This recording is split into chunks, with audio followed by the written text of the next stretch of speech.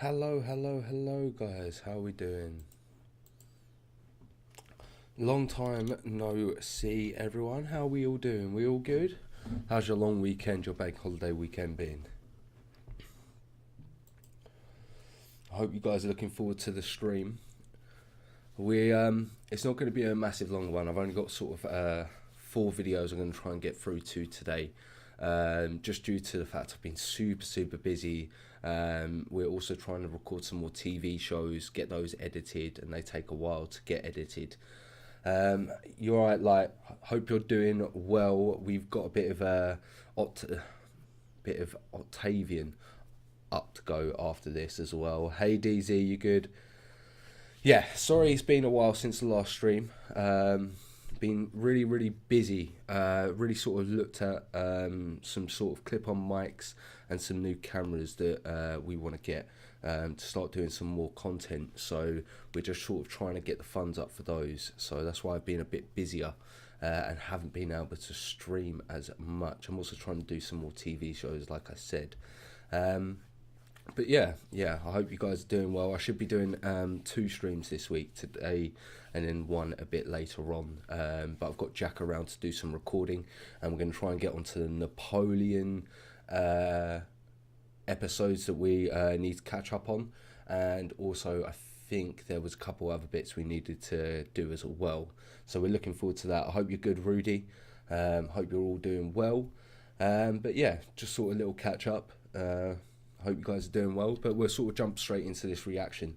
Now we're sort of all caught up. So yeah, for the first one, we're going to start with Octavian and Anthony, the monsters post-civil wars. Let's go. Yo, Melkor, hope you're doing good.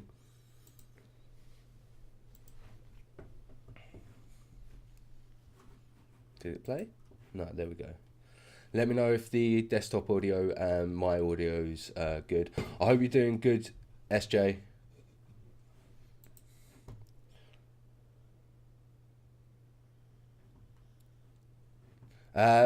Is that the Battle of... which video was it, Rudy? Because I think I've already done it. Just remind me which one it is. Also, was the desktop too loud? Because it come across really loud on my headphones.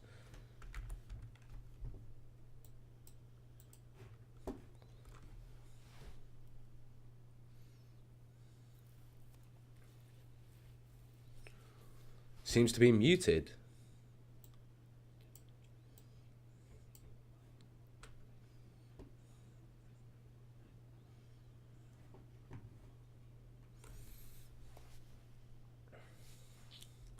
Is the desktop audio okay now?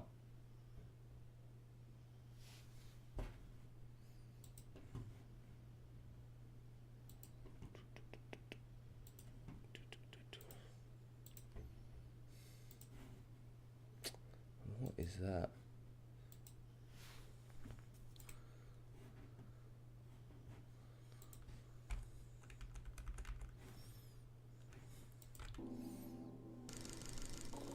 Following the Battle of Mutina, the Roman Republic that should be it. It should be working now. now. Lepidus and Antony, facing a revived Pompeian faction, thanks largely to Cicero, had allied with one another. Octavian, having been used by the Senate to help fight Antony for them, but receiving little reward or recognition for his actions, had turned his back on the Senate. In this episode, we shall see how these 3 men would seize ultimate power in Rome. Okay. Although Octavian's reputation may be subject to debate, there's no question that Rome's influence is still felt to this day, in part thanks. Both of the consuls for 43 BC, Pansa and Hirtius, had died, leaving the consulship vacant, and Octavian, so who's going to take up the new positions positions? That he had not been rewarded for his role in defeating Antony around Mutina, decided to act. In July, he sent an embassy of centurions to Rome, demanding the consulship and that the decree declaring Antony a public enemy to be rescinded. Okay. According to Appian, one centurion addressed the Senate with his hand on his sword and proclaimed, "If you do not grant the consulship to Caesar, this will." The sword. Oh wow, they're really just threatening them, aren't they? Perhaps the audio could be a bit higher. Yeah, I'll work on that now for you guys. 2 seconds. So I'll just turn it down for me. Let me know if this is any better. Senate refused, pointing out that Octavian was too young to legally hold the office. Octavian's how's he gonna get around that? countered, citing Pompey, Dolabella, and other examples of underage consuls. Still, the Senate refused. So they're refusing even though that previous consuls have also been under the age of the requirement. In that case, aren't they just being hypocrites? Surely they're just being absolute hypocrites. Octavian's men demanded that he march on Rome to claim the consulship. This is But he's yet gonna another have a clear calmer mind, example right? of how symbiotic the relationship between a general and his men was in the Roman Republic. Yeah, his men were loyal and loved him and only him. The soldiers gave the general power, which in turn led to political power, while a general's political power was tied directly to how effectively and luxuriously he would be able to reward his soldiers. Octavian's men demanding he march on Rome should not therefore be seen as an act of political idealism, but more motivated by the knowledge that if their general was made consul, They would get could more expect wealth. far I greater see. rewards. Okay, maybe I was wrong Octavian then. gladly accepted their petition, marching 8 legions across the Rubicon toward Rome. Caught between the Senate and Antony, it was now clear that Octavian had made his choice of which side he would join. History was repeating itself with yet another Caesar, which was now Octavian's legal name, marching on Rome. Nice. The panicked Senate sent messengers to Octavian saying that he would be granted full command of the army and the right to run for the consulship. However, almost immediately, the senators became ashamed for caving in to blackmail. 2 legions that had been sent from Africa to assist in the war against Antony had just arrived in the city, and there was still 1 They got a bit of reinforcement and then their balls just grow a little bit bigger, don't they? They just feel legion like that they had can been left by handle this. Pansa to protect the city. Cicero rallied the Senate, revoking the previous offer to Rudy, I'm 90% sure I've got to him in one of my streams. I'll check in a moment for you. Octavian. The legions were prepared to defend Rome, and the city was fortified. Octavian's negotiation with the Senate's ambassadors was interrupted by a second delegation rescinding the offer. Immediately, he marched his force to Rome, encamping on the Campus Martius. Seeing the vast force assembled against them, 2 of the 3 legions in Rome lost heart, defecting to him. The senators I was about to say, like, he's got 8 legions on his side. Like, that's a large force. Do they really think they can hold Rome? had been brave to try and organize a defense of the city, but the popularity and power of Octavian was simply too great. Shortly after this, rumors circulated that 2 of Octavian's legions had defected, and some senators once again tried to raise legions to confront him. However, the rumors were false. Yeah. In all likeliness, Octavian himself had been the source of the rumor, seeking to establish who his main opponents in the city were. All of them would be proscribed. Elections for the consulship were held, and to nobody's surprise, Octavian was elected alongside Pedius, Caesar's legate, who funded his young heir during the early struggle with Antony. Octavian immediately set about holding trials for those linked to the conspiracy against Caesar, including some men who had not even been in the city at the time. So, was that him just trying to weed out all of his opposition at the same time, like most rulers do? Like, you're saying the Senate was foolish to oppose the combined forces of Octavian, Antony, and Lepidus, who commanded dozens of legions at this point. I also agree, like, it was a bit silly, innit? All were unanimously found guilty in the courts presided over by Octavian. One praetor who voted for acquittal would later be proscribed by Octavian. Another was rumored to be plotting to assassinate Octavian and was sent on a ship to be exiled in Africa. The ship never arrived though, disappearing en route. This was just... So he just had him killed. He had him killed. Was it proven that the plot was him and that he was the source of that plot to try and kill Octavian? Octavian was really set on avenging his adoptive father by putting the conspirators on trial. I agree, but if the person that I was just talking about a moment ago was not even in the country at that point in time, so was that him, Octavian, just sort of trying to take advantage of the situation at the same point? It was good that he was trying to avenge Caesar, but I'm not too sure if that was the case. Then all the better. Yeah, I agree. It was him sort of taking advantage of the situation then, like, I see. A taste of what was to come. Octavian would not show mercy to his enemies. So Meanwhile, not like Caesar. The forces of That's where he Antony, differed. Lepidus, Plancus, Pollio, and Ventidius had combined west of the Alps in Narbonese Gaul, a huge force of 17 legions, with Antony and Lepidus in joint command.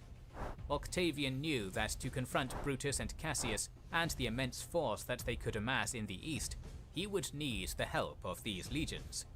As such, he rescinded the decree that made Antony an enemy of the state and sent letters of friendship to the two men, who both responded in kind. Between the three of them, they held the most powerful army west of the Adriatic, and each knew that they could benefit from cooperation rather than wasting their men fighting one another. Together, they marched on Decimus's position in North Italy.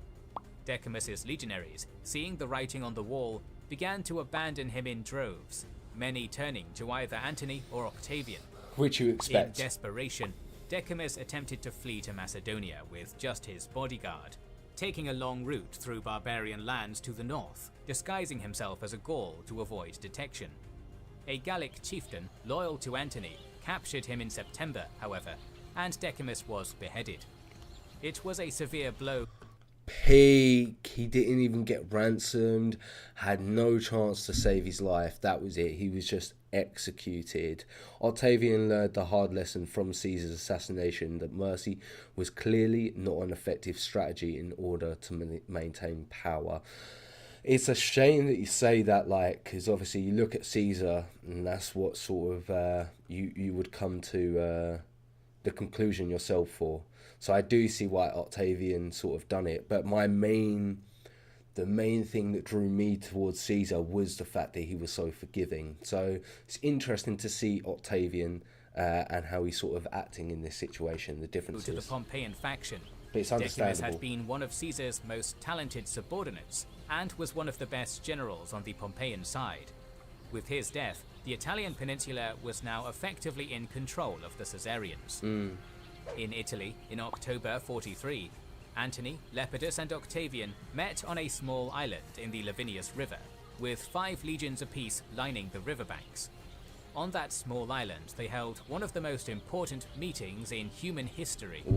It was agreed that Octavian would resign his consulship, Ventidius taking his place. Instead, 3 new magistrate positions with almost limitless powers would be created. The trio would hold these offices together for an initial 5 years. So this is another, like, triumphant then? Is that what we're sort of going into here? Why are they making these 3 brand new positions up? Like, isn't it just going to make problems later further down the line within the Roman Empire? Could make and annul laws without approval from the Senate or people, and would name the other magistrates for the next 5 years, and their decisions would be immune from veto.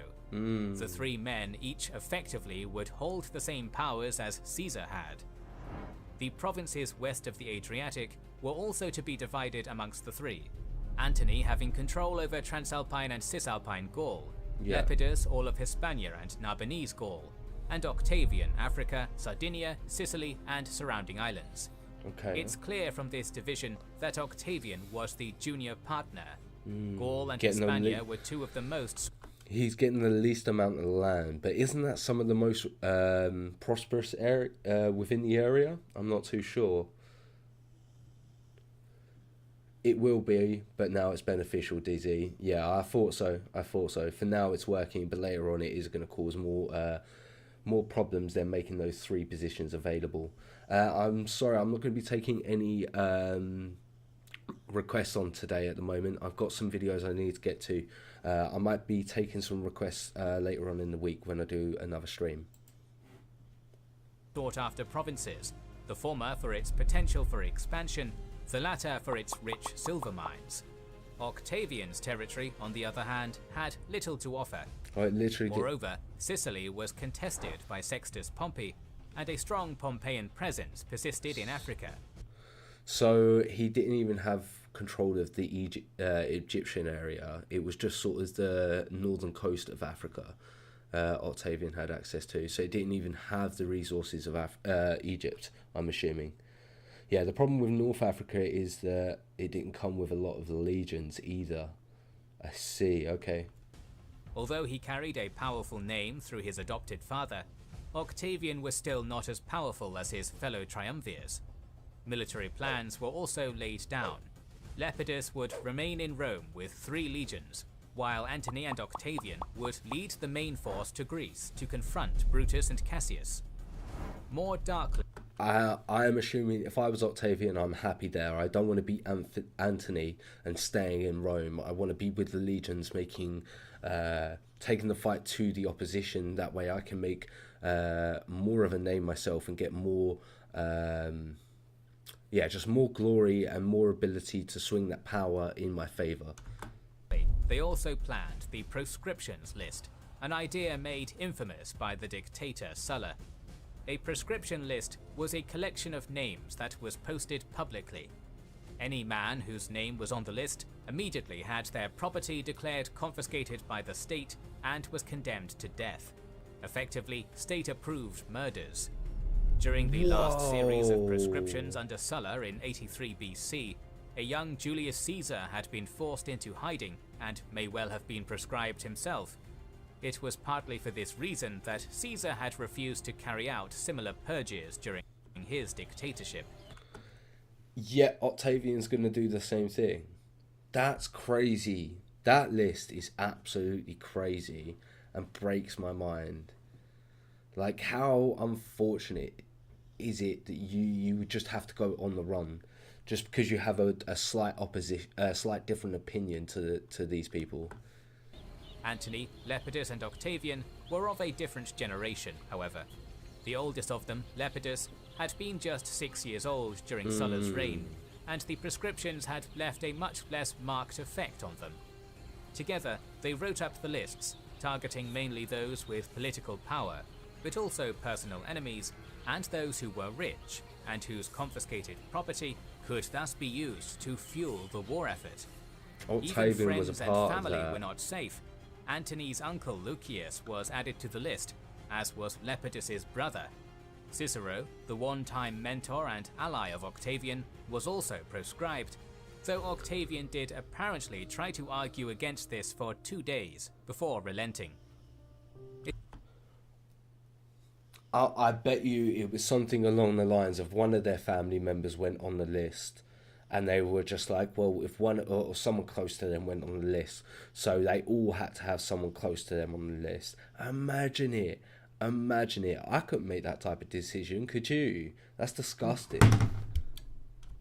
It is important to note here that Cassius Dio and Paterculus claim that Octavian only took part because he held similar authority, that he was effectively unwilling, showing himself later to be a merciful man, and that he tried to save many from the proscriptions. How much of that is actually true, or is my question? Because that was putting me off of Octavian, but if he regretted the decision later and tried to save himself, that would make me appreciate him a bit more. But at the same time, I just don't know how much of that is true. Do you know what I mean? Is it because of his name afterwards that people are trying to say that now? What actually happened at that point in time, I think, is a good question to ask. However, other sources, such as Appian and Plutarch, do not say this. In their accounts, all 3 men were equally culpable. Dio is well known as being overly flattering to Octavian as a result of his position as a senator in the empire, and thus having a vested interest in having a sympathetic view of the emperor. Paterculus has similar problems, serving during Octavian's reign as emperor under Octavian's grandson, and thus having a personal investment in glorifying him. Yeah, it's not looking good for Octavian. At the moment, I'd need to look into the situation more, but I'm sort of sitting on the fence that he was sort of more involved. That's where I'm sort of sitting at the moment, but I definitely need to look into it more. Their views have proved consistent, but the accounts may well be Rudy. apologist revisionism, and Appian and Plutarch do not offer the same excuses, both putting Octavian on the same level as Antony and Lepidus. Indeed, Appian says that the terrors that would be inflicted on Rome during this time were all the more remarkable precisely because of Octavian's participation, and Plutarch describes the trio as having made a barter of murder for murder. Within just 3 days, the three men had planned how to take full control of the Senate, planned a war against the liberators, and had planned the deaths of 300 senators, about a third of the Senate, and 2,000 knights. Crazy numbers. Crazy numbers. So quick as well, and they had a plan, they put it into effect. Where it shows you when they're actually on the same page how much can be achieved. Unofficially, the second triumvirate had just been formed. After the negotiations, the three began to march on Rome. For now, the majority of the proscriptions were put on hold, but there were 17 men who needed to be targeted early, among them Cicero and Salvius, a tribune of the plebs. Cicero, who held the sympathy of the public, managed to elude his hunters, while Salvius was not so lucky. He was found hosting a banquet when soldiers burst in, ordering the guests to remain in their positions, and beheaded the tribune, leaving his guests reclining in shock next to his beheaded corpse. Could you imagine? You can't do anything, otherwise you're going to end up in the exact same position. That would follow you for the rest of your life. The people back in those days, they couldn't have a concept of, like, I don't know how to explain it. How would I explain it? That's really interesting. Like things happen, so many horrific things happen that they get numb to it. So they don't actually have time to sort of sit and dwell on what's happened. They sort of just gotta continue through life and deal with that and not really think about it, because they got to focus on surviving to the next day. Whereas now we would sit and be able to think about it because we haven't got to worry about that the next day. That's what I sort of mean. Do you know what I mean? Like, I'd imagine they didn't have time to deal with it as much. Yeah, if you get what I'm sort of saying. Panic gripped the city shortly afterwards, and Pedius, one of the consuls of the year, publicized the names of the 17 men the triumvirs were hunting, attempting to reassure the public that only those 17 were listed. Pedius died the following day, reportedly of, quote, political fatigue, unquote.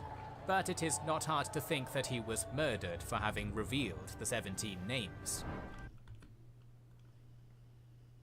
Cicero, having tried to escape Italy by sea, had grown sick and was forced to make land. He was soon found near his villa in Formiae, being carried in a litter. His slaves and other locals had lied about his location to protect him, but he had finally been betrayed by a local shoemaker. A centurion, who Cicero had previously defended, found the now 63-year-old orator. He accepted his death, offering his neck, and was executed. Cicero just offered his neck. He knew what was happening. He couldn't stop it. And from a person that he had defended previously in life, like, had been the voice of the Republic.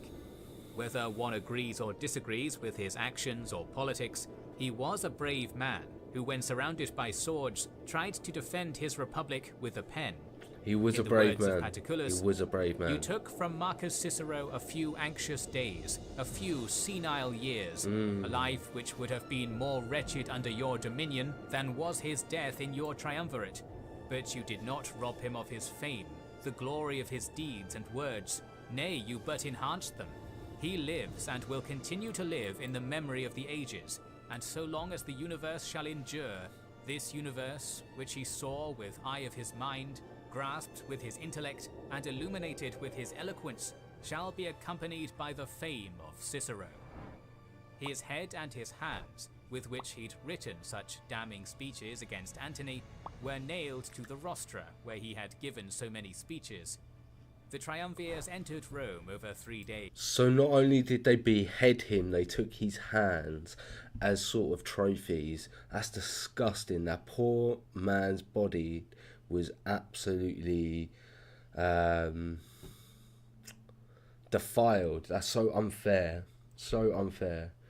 The concept was set many decades earlier by Sulla, and with any president, it's very hard to put that back into the bottle. I also agree, like, they were more exposed to deaths, but I think they were still traumatized. I do think they were traumatized, but they weren't able to dwell on those traumatic events as much as someone would be able to, or would today. Do you know what I mean, DZ? They would still be traumatized and they would still have those effects and have to deal with them, but I don't think that those effects would appear as often as someone who wasn't as occupied. Because we all know if you're occupied and you've got to do things, that your mind's not as focused on the bad, because you've got to do something. So because we are able to do nothing and think about the bad so often, we would think about those traumatic events more. So I definitely think that they would still be affected, but I just don't think that they would be able to, it would appear as often. Each bringing a bodyguard and legion, completely disregarding the law prohibiting arms in the city. A tribune of breaking plebs, all the Publius rules. Titius, proposed the law that would give extraordinary powers to Antony, Lepidus, and Octavian. With their legions and bodyguard prowling the city, the bill was swiftly passed. The Well, of course second it was. triumvirate was now legally established. Overnight, lists appeared in the forum with the names of the condemned. A reward was also offered, 2,500 denarii for each head of a prescribed man brought to the triumvirs. Rewards were also offered for information on a wanted man's location, while any person harboring a fugitive would also be added to the list. The gates of Rome were blocked by soldiers, and the proscription... That's it. You have no luck. You have no luck. Most of the people that you trusted now can't be trusted. That's it. began in earnest. Appian's account of the proscriptions is harrowing. Men hid I bet in it was a sewers, slaughter. wells, chimneys, ovens, wherever they could, before being discovered, dragged out, and executed by their hunters. One man even hid himself in a dung heap. The soldiers, disgusted and unwilling to reach in for him, simply stabbed the heap with spears until he emerged, then promptly beheaded him. Oh, Brothers holding on to one another were executed that's together in one disgusting. swing of... Imagine just... I don't know if that's true, but imagine being that desperate that you're just willing to hide in shit. the sword. Shockingly, even children were not safe. Orphans whose parents had left them with large amounts of money were also added to the list. One was found... Nah, fam. Nah, fam, that's just scummy. Cuz that's just scummy. That's scummy. Had left them with large amounts of money were also added to the list. One was found at his school with his tutor. When the hunters burst into his classroom, the tutor tried to shield the young boy with his body, but both were cut down without mercy. That fucking tutor, that tutor was a better man than anyone else. Night after night, the proscription lists were expanded, so none truly knew if they were safe or not. Gangs roamed the city, looking for any of the proscribed, and any opportunity to loot abandoned houses. Fear was rampant. Wives, siblings, and friends informed on their loved ones, and no one was sure who could be trusted. That's it. Even some That's children, it. eager for their inheritance, reported on their fathers. You literally had families backstabbing and turning on each other. You're literally was just destroying families and tearing them apart. Oh my god, what was the after effects of this? I'm looking forward to finding out. I'd imagine the after effects of this was crazy. With so many being killed, many seized the opportunity to settle old scores, murdering their rivals under the pretense that they had been proscribed. Many simply gave in, either handing themselves over in order to try and protect their families, or simply waiting for death. Others decided to take fate into their own hands, jumping off rooftops or bridges. Just committing Statius, suicide. an 80-year-old senator, opened the doors of his house to the public and invited them to take anything they wanted. Once his property had been stripped, he burnt it with himself inside. Knowing that he was going to die and not wanting the Senate or anyone of the triumphant to have those things. Many wives also killed themselves over the bodies of their husbands, entire families being eradicated. Among these horrors, there were also acts of extraordinary bravery. A senator named Capito, for example, fought in the narrow passage of his doorway, cutting down a number of his hunters before being overwhelmed and Nice. Sons faked the deaths of their fathers and then smuggled them out, one carrying his elderly father on his shoulders. Nice. I hope they got away. I hope they got I just hope they fully got out. I really, really do. Yo, Jay, I hope you're doing good. It's good to see you as well. Yeah, this situation is totalitarian state. Purge. Completely agree, DZ. Yeah, it's an absolute purge. Upon hearing that soldiers were coming for his master, swapped outfits with his master and took his place in his bed. The soldiers arrived and killed the slave where he lay, the senator dressed as a slave standing nearby. Antony's Did the slave choose to do that? Place in his were coming for his master, swapped outfits. Ah, so the slave knew he was going to die. That was a brave man again. His place in his bed. The soldiers arrived and killed the slave where he lay, the senator dressed as a slave standing nearby. Antony's mother, Julia, was outraged that her brother Lucius had been added to the list and confronted Antony, defiantly declaring that she would protect her brother and that he would have to kill her too if he wanted his uncle dead. Antony relented, Lucius's life being saved. When the triumvirs announced an unheard of before tax upon women, Hortensia, the daughter of a famous lawyer, rallied the women and confronted the triumvirs. She insisted that if Rome were fighting a foreign power, the women would gladly support the state. But in civil wars may we never contribute nor ever assist you against each other. Okay, that's kind of fair. Did it work? Because that's smart. You're having a civil war, you fighting between yourselves. No, you don't need nothing from us. But yeah, I like that. That's a smart play.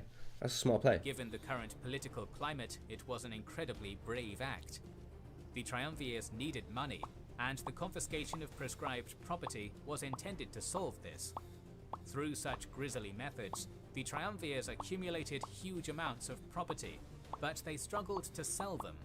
Many of the richest men were now dead, and many were terrified to bid on the properties, lest they also be seen as having money and being added to the lists. Thanks to Hortensia, the tax on women was only enforced upon 400 of Rome's richest, forcing the triumvirs to compensate by forcing male property owners to lend money to the state. Okay. Some men did escape the So it didn't work out as well as they thought. So it was prescriptions. Okay. Many flocking to the banners of Sextus Pompey. Yeah. Octavian is definitely a mama's boy, Rudy. In Sicily, or Brutus and Cassius in the east. Sextus even went so far as to offer his own rewards for those that helped prescribed men escape to him. As a result, Sextus, whose situation so far had been rather weak, had an influx of powerful men into his faction, including many who had seen military service, greatly strengthening his position. With many of the most powerful men in Rome either dead or having fled the country, and Oh, I didn't even think about that. I didn't even think about that. How many of the people on the list were the commanders of their armies, or just in general? How many of the senators or the leaders that people on the list were people that they would have used? Didn't it, or like the people that they could have rallied to their arms as well. And Octavian were left in complete command of Rome. The proscriptions, which began in November of 43 BC, continued for months into 42 BC and cemented the Second Triumvirate as the masters of Rome. It continued on for months. The First Triumvirate, consisting of Crassus, Pompey and Caesar, had wielded power through the influence of the three men. It had been founded upon a base of mutual opportunism, had been largely bloodless, and while the three men unofficially ruled Rome, kept at least the facade of the Republican Constitution. Even the dictatorship of Caesar had relied far more on the political alliances and debts created by Caesar than terror. Yeah, this one was crazy. The Second Triumvirate was different. It was ratified by law, effectively making Lepidus, Antony and Octavian simultaneous dictators in all but name. I see. The last one was sort of more because each one of them had power, there was an equal balance, whereas this one was sort of put on paper that they were all the dictators. And was founded upon fear and death. The purges were appalling for people at the time. By these means, the Caesarian party had seized control of Rome. In the east, however, Brutus and Cassius had been raising a colossal army and consolidating their position. Are the public also going to like Brutus and that more because of what the Caesarians have just done with the list? History once again was about to repeat itself, with the Caesarian and Pompeian parties again fighting a battle to decide Rome's fate in Greece. We will talk about this battle in our next episode. Well, I'm definitely looking forward to finding out what happens in the next episode. That's going to be a good one. Battle in Greece. That's where we're going in on next Roman reaction. I'm looking forward to it. What's light got here? With the amount of legions that the triumvirate were fielding, these extreme measures were necessary in order to fund them. That's a fair point. At the end of this civil war, a grand total of 60 legions were mobilized. I do remember you guys mentioning how many legions had to be demobilized at the end in some of the other videos. That was a very good video. I thoroughly enjoyed it. Thoroughly enjoyed it indeed. Yeah, we're going to jump onto another one, but I just wanted to check something.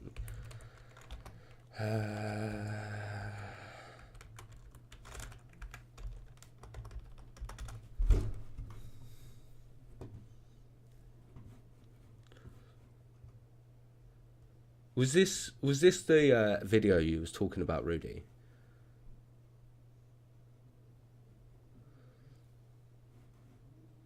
Is this the one you were talking about? But Octavian reduced this to 23 legions in the empire. Okay. What? When did he reduce them?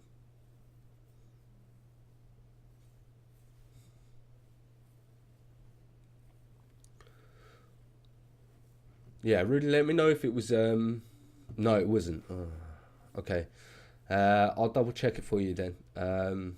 I'll check the link out a bit later after this stream, and I'll get to it when I can for you. Right, the next video Uhud is going to be the Battle of Uhud 625 CE, when things don't go as planned. Let's go.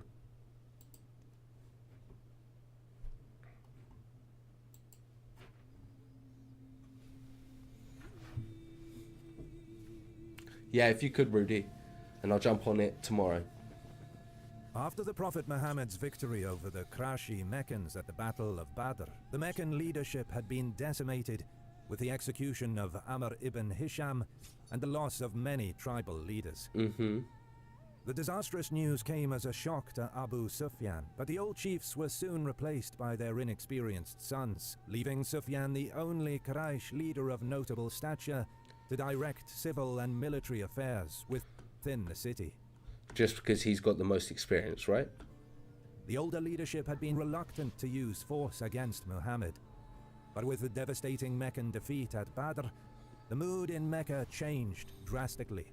Yeah, they felt like they had no choice. Many Meccans now believed Muhammad could only be dealt with by force, and within a month after Badr, a Meccan raiding party had been assembled of around 150 to 200 men under Abu Sufyan's personal command to undertake a raid against Medina. The Meccans now regarded Muhammad as their arch-enemy. Well, we all know how that goes, don't we?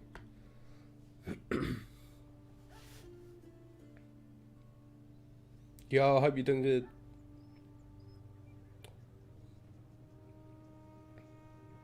In April 624, Abu Sufyan's raiders approached Medina.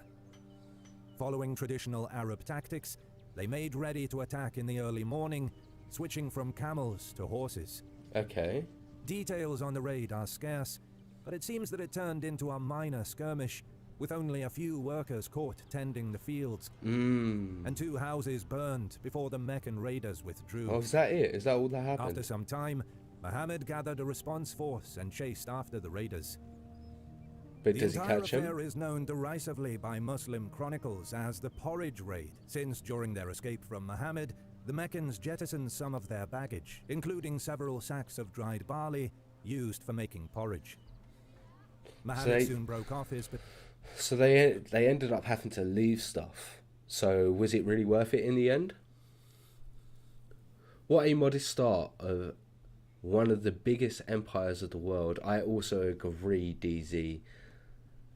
Perfect, thanks Rudy. I'll definitely have a little look into it for you. I do think it was on Instagram as well. Pursuit, having given chase mostly to save face and not to engage the Meccans. The following month, Muhammad sought to capitalize off his victory at Badr by assembling a force of up to 450 men and leading raids against 2 Bedouin tribes, the Ghatafan and the Beni Sulaim. While no large-scale fighting took place, Muhammad's strategy became clear. His aim was to strangle and isolate Mecca economically and politically by depriving it of its much-needed Bedouin allies for safe caravan passage. Makes sense why you try that tactic. In late January 625, an army of 3,000 men and 200 horses, made up of the Quraysh, an assembly of Bedouin client tribes, and some Abyssinian mercenaries, marched out of Mecca toward Medina, determined to bring the war to Muhammad's doorstep. They're trying to force this engagement, aren't they? They took 12 days to reach the outskirts of Medina, with their route of march taking them west of the city, and then north, where they camped at a place known as the 2 Springs on an open plain at the foot of a rocky outcropping called Mount Uhud. Okay. Terrain had made the direct approach to Medina from the south impossible, since the city is situated on a lava plain about 10 miles wide and 10 miles long, surrounded on 3 sides by steep mountains. Is that why it's called a lava plain? I'm not aware of that term being used. So what is a lava plain for me? Just let me know. Medina could only be approached Battles with from only the north a few hundred over open soldiers. ground, Perfect, free easy. of obstacles. The Meccan army went into camp just north of the foot of Mount Uhud, but their arrival was no secret, and Muhammad immediately dispatched Muslim scouts to maintain watch over the enemy army. Smart. He called for a general mobilization to meet the threat, and about 1,000 men were mustered for duty. Muhammad knew he was greatly outnumbered. Additionally, giving battle on an open plain would relinquish the advantage to the Meccans. Worse, the Muslims had no cavalry, while the Meccans had 200 horsemen under the command of Khalid ibn al-Walid and And we know how good Khalid is. So, oh no, is it the same Khalid? No, it's a different Khalid, isn't it? Oh, am I getting confused now? Have I really made a fool of myself? Ibn Abu Jal, later to become 2 of the most famous Muslim generals in the early Islamic conquests. No, I am right. Muhammad assembled a war council to seek advice. As always, the Prophet was disposed to the defense and wanted to draw the enemy army into Medina itself in urban house-to-house fighting. In this argument, he was supported by Abdullah ibn Ubay, the chief of the Khazraj and an experienced warrior, who was also in favor of fighting it out in the streets. Their argument was sound. The palm groves, springs, walled gardens, and the fortified compounds with their towers made it difficult for the Meccans to bring their superior numbers to bear on the Muslims. Yeah, their encampment is pretty well defended by natural obstacles, isn't it? Yeah, I also think you are correct, DZ. I do think they convert a bit later. Khalid fought Muhammad before, but then converted to Islam. I thought so as well. Thank you for keeping me updated. The terrain and obstacles would break up any Meccan unit cohesion, making them vulnerable to ambush and piecemeal engagements by the Muslims, defeating them in detail. The Meccans also had no siege weaponry, so if the Muslims withdrew into their compounds and refused to give battle, the Meccan army, lacking any supply trains, would be forced to abandon their position after the crops in their field were all used up.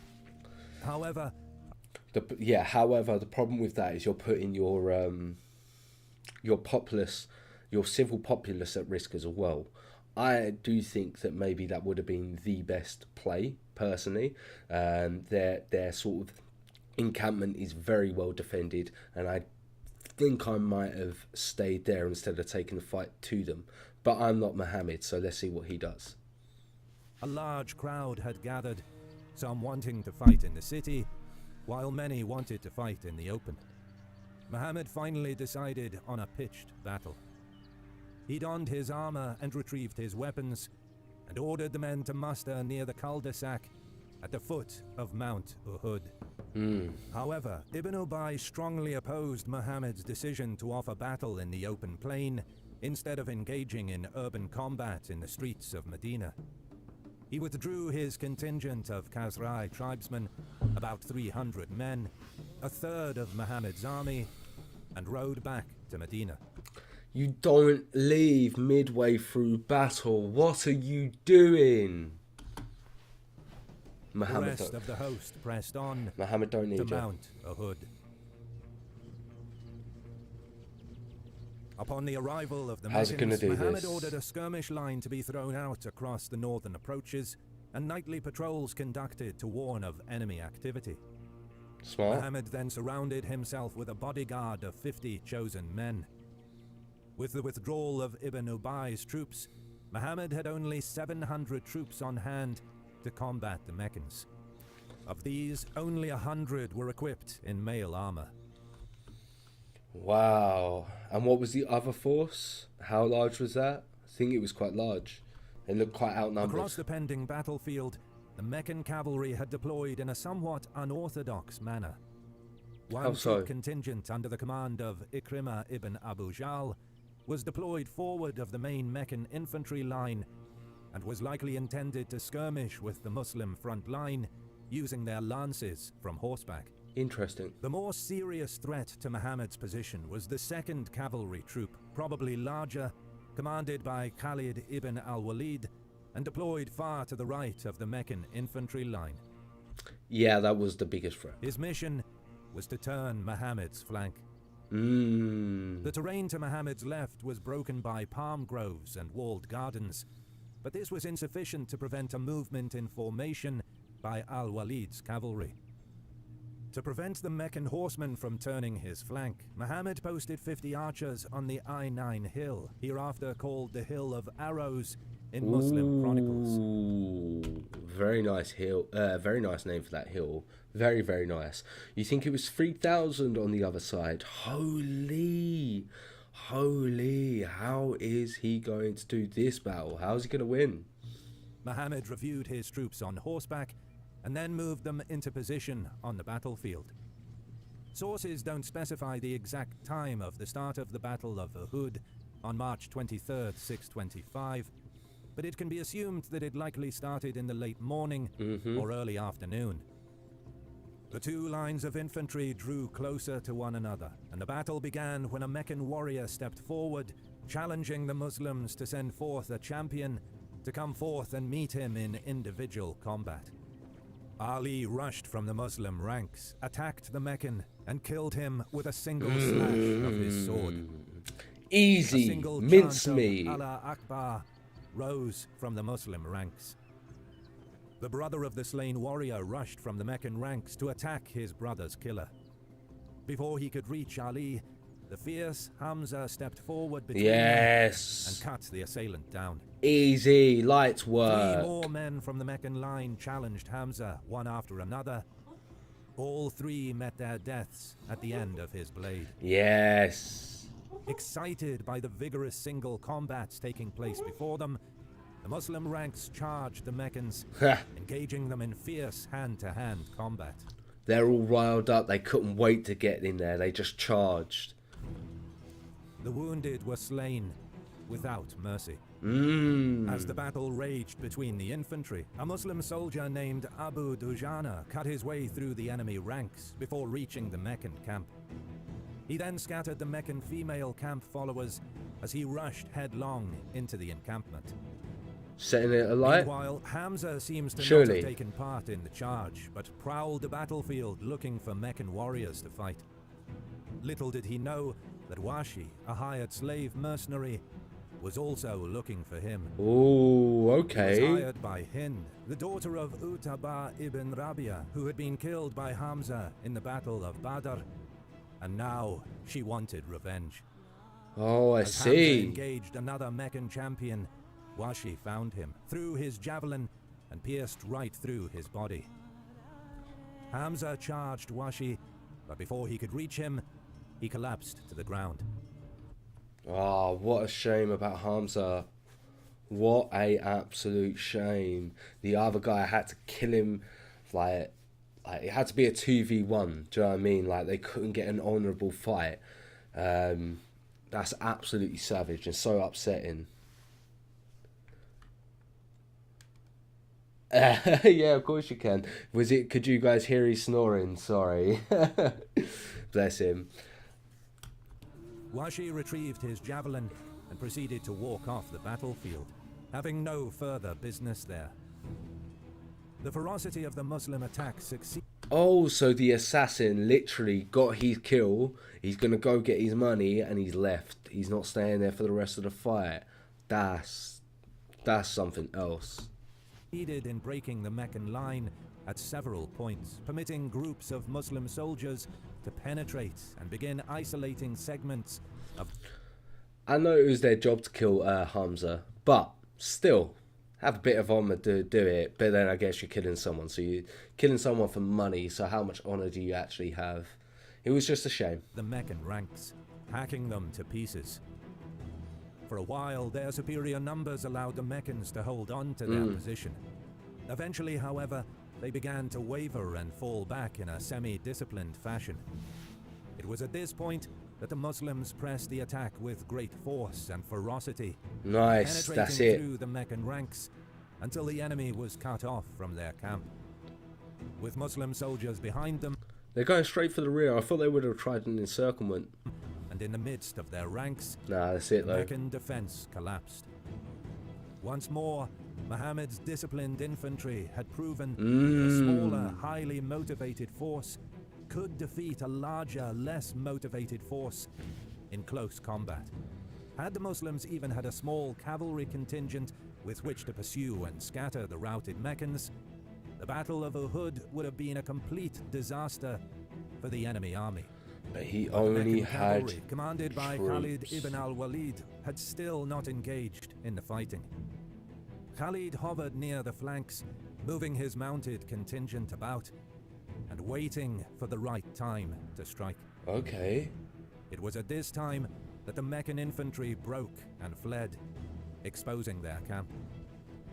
The Muslim attack subsequently lost momentum as the soldiers abandoned the fight to plunder the camp. What's gonna Many of happen? the archers guarding the Hill of Arrows also joined in the looting. Ah, now providing more space for Khalid to come in. How this fight is about to switch. with only a handful remaining at their post. Al-Walid, seeing most of the archers leaving to plunder the Meccan camp, rallied his cavalry As you led would. at full gallop through the now unprotected gap. Khalid led the horsemen from the front as they turned Muhammad's flank Once again, Khalid at the front. and struck his forces in the rear. 200 Meccan cavalry punched right through the enemy infantry and continued riding, readying themselves to wheel about and strike again. Attempting to regroup along the line of departure, the Muslims broke off their looting and turned around. This provided breathing room for the Meccans to reform and return the attack. Oh no. Khalid ibn Oh al-Walid no, oh no, oh continued to wreak no. havoc behind the Muslim positions, his horsemen riding about the rear, striking targets of opportunity with their long lances. The Muslim infantry began to lose its cohesion and flee, with their formations collapsing entirely. Events went from bad to worse. Muhammad and his bodyguard were now surrounded by Meccan troops pressing the How are they going to get out of this? attack with great force. As the din of combat swirled around the Prophet, he was struck in the face with a sling stone that shattered one of his teeth and cut his lip and cheek, and received a sword blow on his helmet, the force of the impact knocking him off his feet. Around him, his bodyguards were being cut to pieces. The Meccans closed in on Muhammad's position. Seeing this, the Prophet's standard-bearer, Mus'ab ibn Umayyah, raised his flag and shouted the takbir to divert the enemy's attention to himself. Mus'ab fought valiantly, but was cut down. Suddenly, the What a brave man, though. rumor swept the battlefield that Muhammad had been killed. A cheer rose among the Meccans, but they mistook Mus'ab for Muhammad, both of whom wore similar battle armor. Did they leave him? News of the Prophet's death brought the Battle of Uhud to an end, with the Meccans breaking off their attack in celebration. Meanwhile, Muhammad, dazed from the blow he received, was safe under a pile of bodies, protected by a few stalwart Muslim warriors. Holy. Holy. What an interesting turn in events for fate. What would have happened if they didn't stop there? How much of the world would be changed if they continued to go after Muhammad there? What ripple effects would that have to today's world? That's so interesting to me. How he survived and how lucky he was, considering what happens afterwards as well. Wow. Muhammad and his followers later buried their dead on the battlefield and returned to Medina that night. He's so lucky. The Battle of Uhud may have seemed like a major defeat for Muhammad's Muslim army, but Abu Sufyan's Meccan army failed to follow up the scattering of Muslim forces and take Medina. He soon had the Meccan army riding home, believing they had won and that Muhammad was dead. 2 days after the battle, Muhammad ordered the remnants of his army to assemble back at Medina. Of course he would. The Battle of Uhud was a setback for the Muslim cause, but Muhammad had not been killed, and Medina had survived. He and his men lived to fight another day. And I bet the opposition regretted that they didn't finish it off there and then. Wow, what an interesting turn of events. If you stayed around What an this far, amazing video, once again, by History Marche. They make amazing content. I really enjoyed that one. 2 seconds, guys. Oh, what a great reaction indeed. I thoroughly enjoyed that one. I think alternative history is interesting to a certain point, but after a while it becomes nothing more than a fan fiction and utterly meaningless. I tend to stay away. I do sort of see where you're coming from, but I think it's interesting to provoke those thoughts and to think about it. Do you know what I mean? Just have a difference in opinion and to think about what the events could have been. But I do agree that once you start going too deep, it then just becomes too much of you sort of making things how you want it to be. So I definitely would agree with that statement. Like, so family ended up ruling the Umayyad Caliphate anyway. So it all worked out in the end. Yeah, it definitely did work out in the end, didn't it? So we're going to jump on to either the Mongolian, the Sabbatai, Genghis's greatest general, or we're going to jump on to the Japanese militarism episode. What one do you want first, guys? Let me know.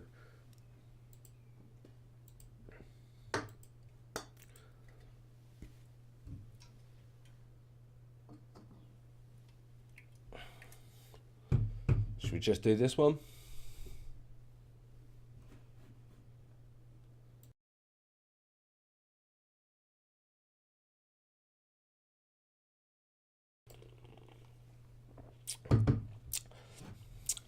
The Mongol episode, yeah?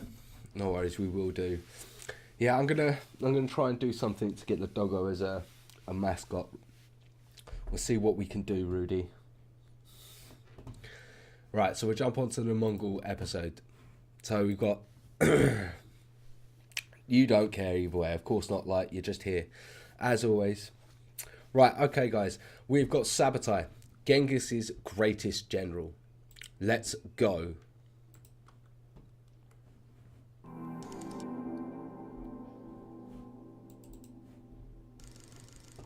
Of all the generals of the Mongol Empire, none stand taller than Subutai, who led armies from China across Iran, the Caucasus, Russia.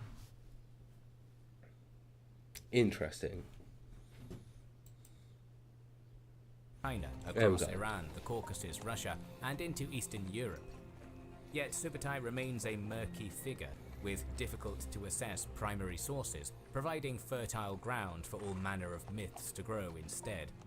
Utilizing the latest scholarship and medieval materials, we will paint for you a more accurate biography of one of history's fiercest generals. Shout out to Call of War. So this is one of Genghis's brothers, right? Call of War is a free online word, Kings and Generals, to access the game.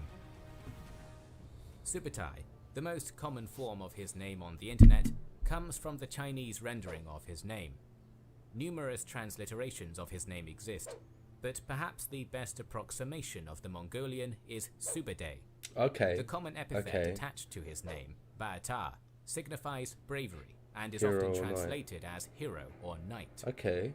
Subadai was born in 1176 to the Uryankat Mongols.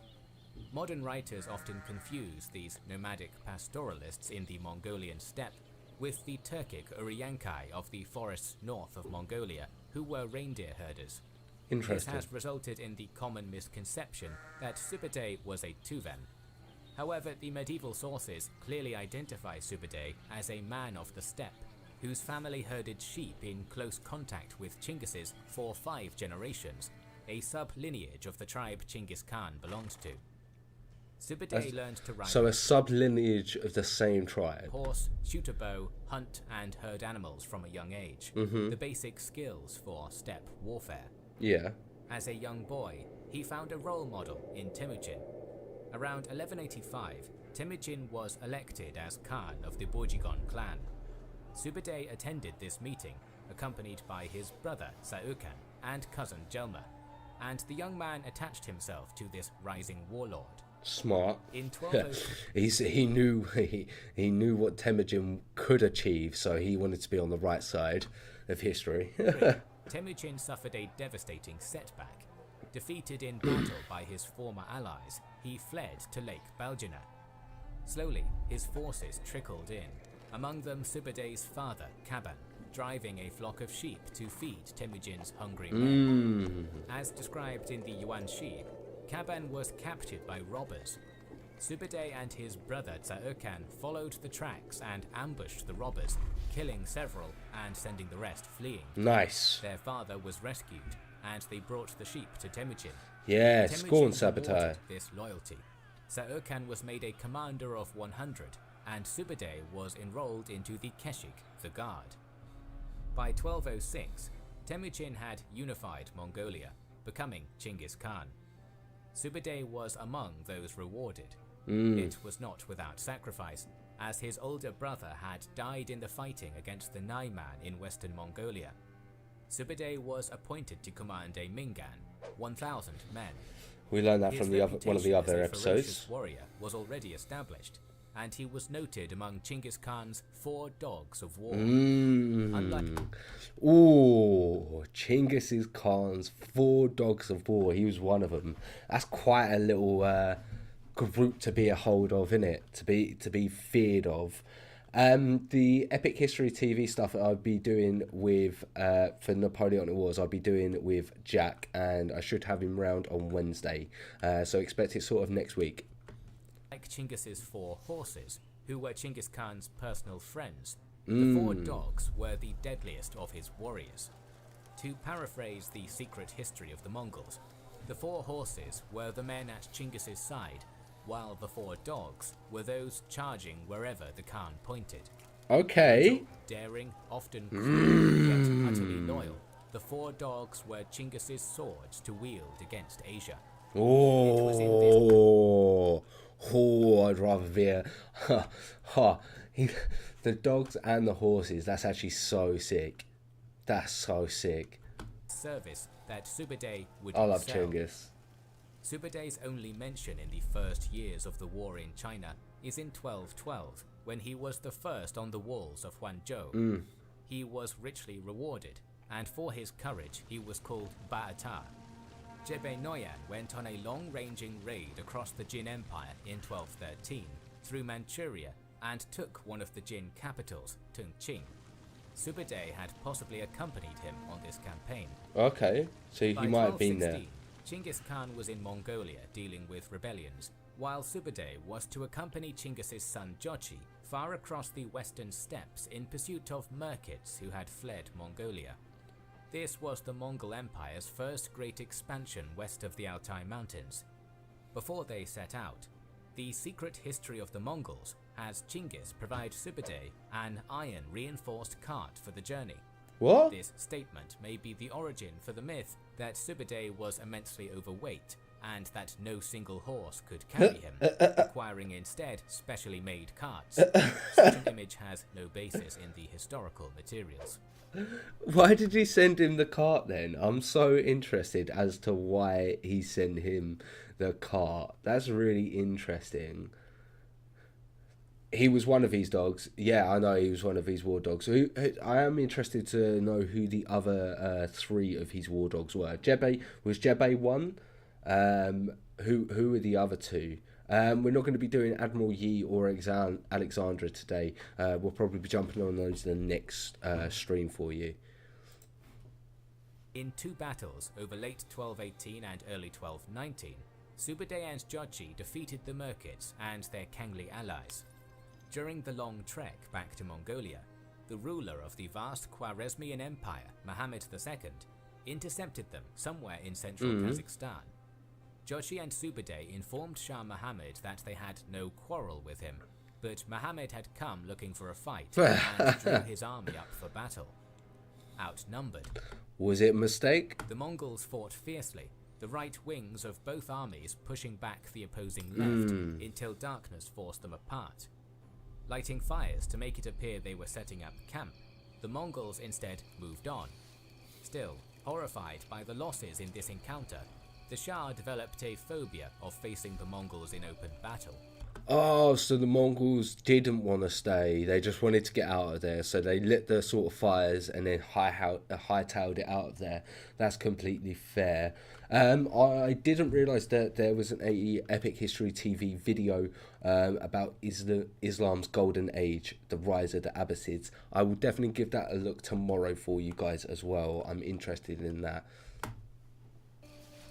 Jochi and Sube'etei returned to Chinggis in late summer 1219, when news came of the infamous Otrar massacre, during which the governor of Otrar, murdered the merchants sent by Chinggis. The Khan immediately ordered Jebe, Jochi and Sube'etei to set out with Chinggis to... So is Joche the third of the Dogs of War? I do also remember this from the previous episodes that we've watched. The Khwarezmian Empire. Shah Muhammad relied on city garrisons, believing the Mongols lacked siege capabilities. He was sorely mistaken. They By picked that spring up by this point. 1220, the northern frontier of Khwarezm collapsed. Muhammad fled deeper into his empire, and Chinggis Khan unleashed Jebe and Sube'etei after him. While Muhammad was their primary goal, as they went, they took the submission of cities. Shah Muhammad was tracked to Hamadan, where Jebe and Sube'etei lost his trail. We know that the Khwarezmian ruler later died of pneumonia. Jebe and Sube'etei pinballed across the Caucasus and northwestern Iran over the next 2 years, razing and subduing cities, until mid-1222, when messengers came from Chinggis Khan with permission to attack the Kipchaks north of the Caucasus. Striking the enemy from unexpected directions was always as the Mongols always do. Chinggis Khan, and the Kipchaks had already shown themselves as enemies by allying with the Merkits and fighting for the Khwarezm Shah. While passing north, Jebe and Sube'etei took the city of Shamaki, employing a particularly gruesome... The Mongols really did just go on some absolute rampages, didn't they? Oh, Jochi was Genghis's eldest son. Thank you for pointing that out for me, guys. Some tactic. To mount the walls, corpses of locals and livestock were piled into a platform. Such tactics contributed to a dread reputation designed to discourage resistance. They made a body so they made it into a slope so they could like walk up it. Are you being serious? Are you being serious? How many dead bodies do you need? Like you're gonna have to do it at a slope, and then it's got to be sturdy enough to walk up it. Imagine you got to walk up that. Imagine that's how you're gonna get to the top of the castle.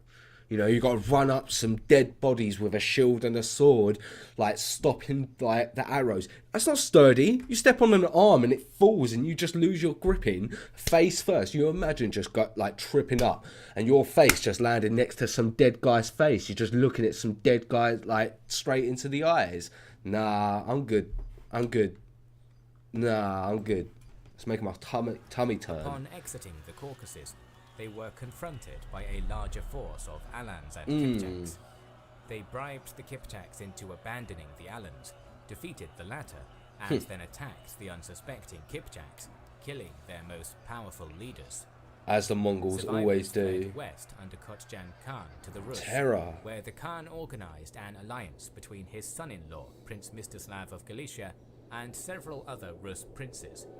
Modern retelling often presents the following engagement on the Kalka River as a masterfully orchestrated plan, but historian Stefan Pau questions this narrative. Okay. Often overlooked is the lead-up to the battle, where Rus chronicles describe a Mongol general, Hamabek, being caught and killed. Interesting. Pau argues that Hamabek is how the Rus interpreted Yamabeg, the Turkic form of Jebe's name. Jebe was the senior officer and something of a mentor to Sube'etei, who was now thrust for the first time into independent command thousands of kilometers from reinforcement. The famous 9-day feigned retreat which followed may therefore have been an actual retreat. The yeah, I do remember this. Until Sube'etei noticed they had strung themselves out. They were too far and he turned around. In May 1223, Sube'etei turned about and brought the full weight of his army against the leading Kipchaks, who broke. Fleeing Kipchaks collided with the Rus, breaking their formation as Mongol arrows rained upon them. The result was a massacre. It really was. I remember watching the original video and that was an absolute massacre indeed.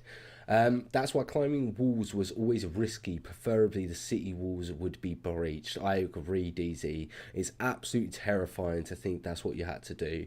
The Mongols made skull pyramids too. Timur would do the same thing in the Middle East to the same people. It's absolutely terrifying what the Mongols done as well. In wartime, war ain't obey no. Sorry, war isn't to obey no one's laws. It's to only follow its own laws. I agree, but still, man, still, it's absolutely crazy, Rudy. Survivors on a nearby. Like, I know that's what happens, but imagine you're just one of the people having to deal with a situation that's sort of been played out in front of you. You're the one who gets told you've got to run up like those dead bodies. Like, imagine, long. Briefly resisted before being convinced to surrender by Sube'etei. With their guards dropped, most of the Rus were slaughtered, and their leaders smothered under boards the Mongols feasted upon. Still, Sube'etei was in no position for further conquest. On the return journey, in late 1223 or early 1224, Sube'etei's forces passed through the territory of the Volga Bulgars, where the Mongols were ambushed and many were killed. Sube'etei had to limp back to Mongolia. Often termed as the Great Raid, this is a modern extrapolation, and the contemporary sources present it as a failed conquest. Yeah, so like, it would have been a great feat if they actually only went there to raid, but they went to conquer, and they didn't get to do that, so they're having to flee. The secret history of the Mongols simply describes the entire campaign as Sube'etei Ba'atur was put in a difficult situation by these peoples. Okay. Sube'etei knew he would need to return in overwhelming force to complete the conquest. At that time, Chinggis was preparing for the final campaign against the Tangut, but told Sube'etei to visit his parents, who he had not seen in a decade. Sube'etei simply responded, "If the emperor will be busy working and the vassal will be at rest, my heart will be in deep uneasiness." So he didn't go and see his family. The conquest of Tangut in 1226, cutting off the western half of their kingdom and sacking numerous counties along the Tangut-Jin frontier in Gansu, ensuring no aid would come from that direction. It was here that he learned of his master's death in August 1227. So when he got the letter. Chinggis' death must have crushed Sube'etei, for he was the single most influential person in his life. Attending the coronation of Chinggis' son Ogadai as Khan in 1229, Sube'etei was rewarded with an imperial princess as a wife. Ogadai quickly resumed the war with the Jin dynasty. Okay. An army commanded by Dokulku was defeated at Dachangyuan in the beginning of 1230, and Ogadai led an army against the Jin, accompanied by Tolue and Sube'etei. With the Jin dynasty's northern border protected by the Yellow River and its southern by the neutral Song, access was through the mountains guarding Henan province's west, a route blocked by the formidable Tongguan fort. Not desiring to be stuck in a long siege, Ogadai sent Sube'etei to find a route through the hills to the south. Sube'etei forced a smaller pass, I think I remember that in western Henan, until his forces as well became spread out, and the Jin general Chen Hesheng cornered and defeated him at Daohui Gu. What a shame. Losses of That's two big losses that he suffered as well. both men and horses, Sube'etei retreated to a furious Ogadai. The Khan was so enraged he removed Sube'etei from command, and nearly did Sube'etei disappear from history if Ogadai's brother Tolue did not vouch for him. Wow, it was that much of a defeat that Ogadai was fuming and nearly just sent him back and put him to rest, and was like, "That's it, you're absolute. That's it." I do want to watch the Ukraine War series by Kings and Generals. I'm going to talk to Jack and see if it is something that he wants to do. If not, I will jump onto it myself very shortly. Yeah. A new strategy was decided on. A triple-pronged attack against the Jin borders, wherein Tolue and Sube'etei were to bypass Tongguan entirely, cutting south through Song territory to come out behind Jin lines. In late 1231, they penetrated the Song frontiers. After a few weeks of plundering, they cut north into the Jin Empire. The lead Jin generals, Hua and Hada, skirmished with Tolue and Sube'etei in early 1231, when the Mongols were surrounded on Sanfeng Mountain. When a snowstorm blew over the armies, Sube'etei told Tolui to wait it out. I didn't realise a snowstorm happened during that as situation. The hardy Mongols could endure it better than the Jin. Because they were used to being on the steppe in the winter, due to the fact that you have obviously the cold winds from Siberia coming down through Mongolia. The northern winds were quite bad, so they were used to the drastic change in the weather, whereas the Jin not so much. So that's also interesting to think about as well. For 3 days, deeming the Jin were suitably weakened, the Mongols charged down the hill and routed them. The captured general Hada asked for death, with his final wish to lay eyes on Sube'etei. Perplexed when he heard of this, Sube'etei came to see the captive Hada, telling him, "You will die momentarily. Why do you want to see me?" Yeah, to why? which Hada replied, "Each of us vassals work for our respective masters. You are braver than other generals, and by nature you are a hero. Could that all really be random chance? I have met you, and now I shall die in peace." Oh, nice. His name was feared and remembered through other cultures as well. That is very impressive. Up with Ogedai's army, Tolui and Ogedai returned north, leaving Sube'etei as supreme commander. The general immediately invested the Jin capital, Kaifeng. It took a year for the city to fall, in which time the Jin emperor escaped and many losses were inflicted on the Mongols. When Sube'etei alerted Ogedai to the city's final surrender in early 1233, he was prepared to carry out the standard practice of massacre for resisting. Okay, but Ogedai what happened? was convinced by his advisor, Yelu Chutsai, to spare the inhabitants. What followed is perhaps the most illustrative example of Sube'etei's personality. Sube'etei was ordered So, yeah, what to did he limit do? killing to just members of the Jin imperial family. He killed only who he needed to, and allowed the rest north of the Yellow River to organize food shipments for the beleaguered population. Oh, okay. Okay. Sube'etei's biographer in the Yuan Shi goes as far as to say the people appreciated him for his efforts. Sube'etei led the Very nice, Sube'etei. Very nice. final push against the Jin, ending their dynasty in 1234. Back in Mongolia by 1235, Sube'etei took part in the organization of the Great Western Campaign. He was the senior commander, alongside the leading princes of the third generations of Chinggisids under Batu.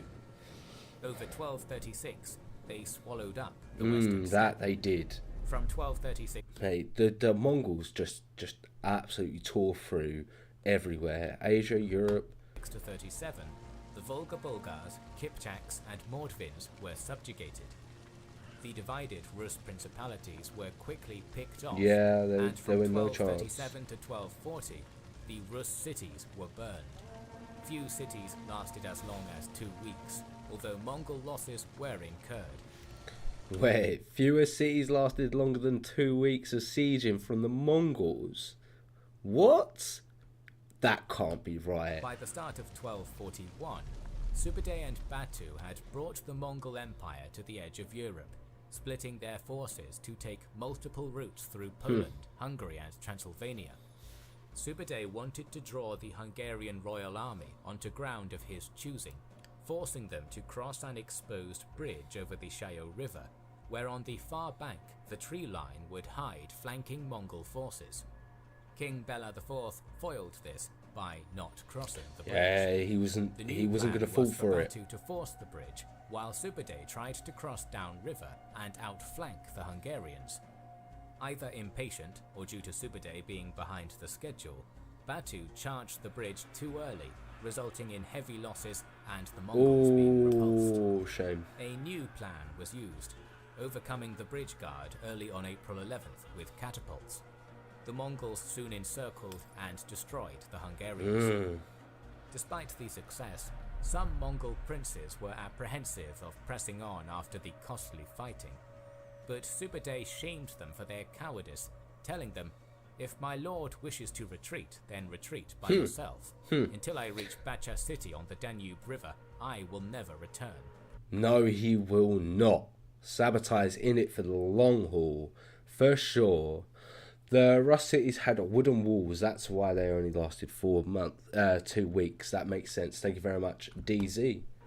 The loyal dog of Chinggis Khan had to whip his grandchildren into shape. Mm. They pressed onwards, pushing as far as Austria, until the Mongol withdrawal began at the end of March 1242. Finding their catapults and siege techniques ineffective against stout stone fortifications, Batu and Sube'etei desired to step back and re-strategize.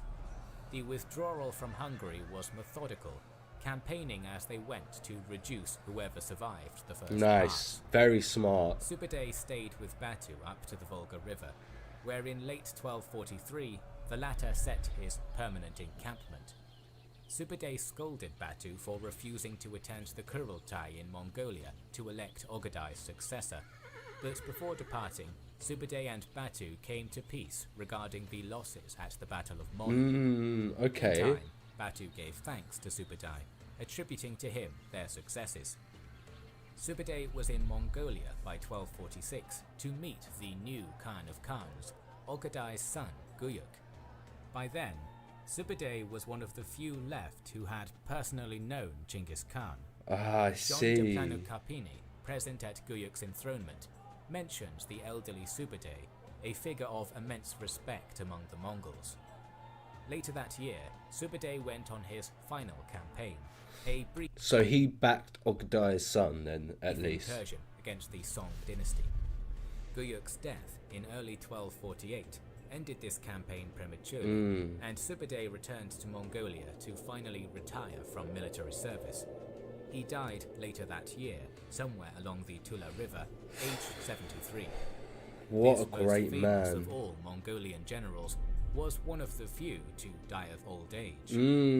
His sons continued. Literally made it until old age as well. Didn't die in battle, didn't get assassinated, didn't overstep his power, overstep his reach. He was loyal to multiple generations of leaders. What a great man. What some great feats as well. Commanders, with the most well-known being Uriyankadai, who served Kublai Khan in China and occupied Tanglong, modern Hanoi, in Vietnam.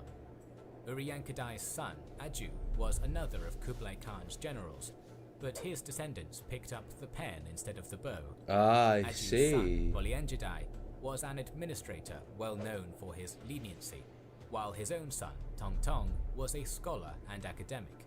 After him, the lineage of Sube'etei disappears from the sources. Oh, what a shame. Utterly loyal to Chinggis Khan, almost no other commander in history travelled so many kilometers or participated in so many battles. He really did. He was one of Chinggis's main dogs and went everywhere for him. Depending on how one counts. Oh, sorry, he served for 4 successors of Khan's. Thank you very much for pointing that out for me, DZ. The last time we heard of Sube'etei's family and descendants was an accountant who worked for the Mongol Chinese kingdom 100 years after Sube'etei. And that is it. It's what a shame for a family line of this magnitude to be lost in history. Sube'etei fought in over 50 battles and sieges against almost every major power of the 13th century, though despite some claims, he was not undefeated. Sube'etei had no care for administration or governance, No, he did only not. in carrying out the Khan's will against his enemies. A man made for war, Sube'etei played a key role in the establishment of history's largest contiguous land empire. We will talk about Mongol history. And he definitely cemented his name in history for being that loyal person indeed. What another great episode and a great reaction. I'm thoroughly enjoying these ones. What did you guys think of it? Did you enjoy it? I definitely did. Another question I've got for you guys as well is... these streams, like, is 5 o'clock a good time? Or I was thinking about starting them earlier, because 5 o'clock is a bit difficult for me to sort of wait that long. So I was thinking about maybe starting them sooner, but I don't know if that's going to be more better for you guys or more difficult. So let me know, and we will also jump on to the next reaction as well. But yeah, let me know. I was thinking maybe 3-4 o'clock.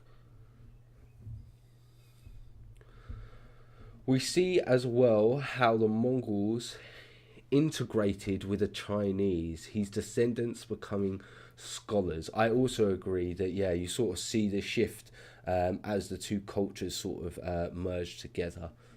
Yeah, it's definitely good indeed, DZ.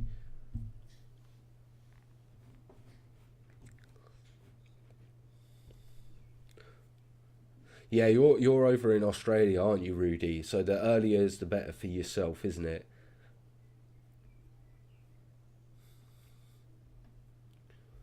Yeah, yeah.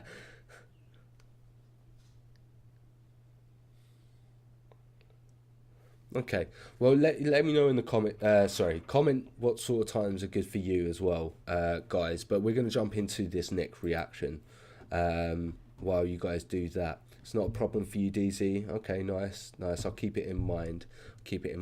All right, we got Japanese militarism, Japanese militarism, government by assassination. Episode 4. Let's go.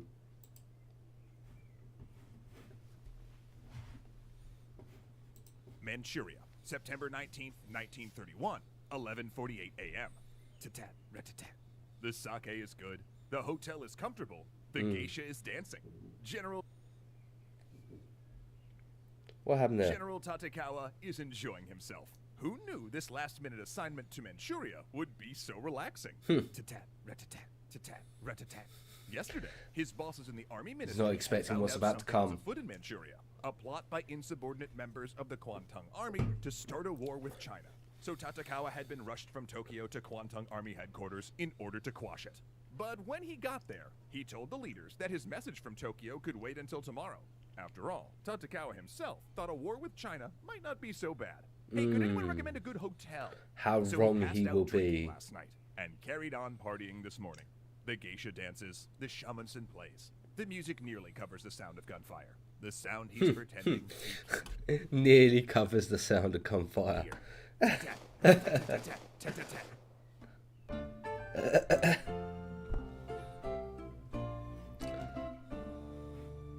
This episode of Extra History is brought to we you have by got an all of our advert. wonderful patrons over on Patreon. Thanks so much for your support. That's done. Japan's civilian government didn't take the Kwantung Army's invasion of Manchuria lying down. In truth, it was more like gradually reclining. The Prime Minister learned about the troop movements from the newspapers. He didn't know what to tell the ambassadors when they called, and the Kwantung Army was not responding to his messages, telling them to stop and asking for updates.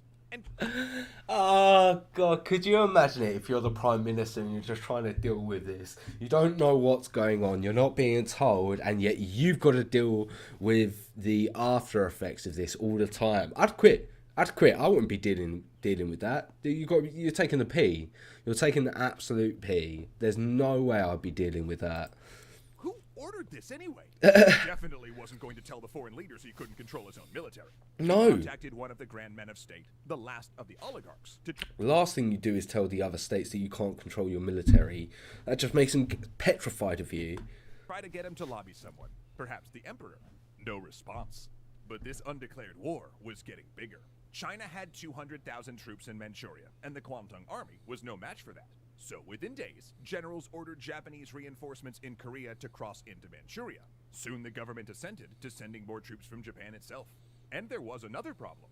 The public loved it. War fever entered full swing. People started wearing kimono liners printed with tanks and fighter aircraft, and flocked to cinemas to see newsreels of the combat. As far as the public was concerned, Japan was finally taking an active hand. After all, a lot of Japanese soldiers had died in World War I and the Russo-Japanese War to gain possessions in Manchuria, making At which they didn't get, right? it to them a graveyard of heroes. Further propaganda, much of it laid by the military, positioned Manchuria's natural resources as necessary to Japan's economy, though modern scholarship has suggested this was never the case. After all, who do you think was making all those newsreels everyone was watching? Yep, the army. Anyone who stood against the war was punished. Newspapers that criticized the Kwantung Army were subject to low sales or boycotts. Politicians took note and felt like they could do nothing. But it wasn't just Well, I mean, the politicians could do nothing, let's be honest. They had no chance. It's absolutely crazy. It reminds me of the kings of Romania who heard of us entering the World War II against the Soviets for the first... from the radio. Yeah, I'd imagine that would absolutely petrify you as well if you was a part of the Soviet Union at the time and they declared war, so you had to be involved. You would just be absolutely outraged if you found out over the radio. It's a good point, DZ. Public opinion they were afraid of.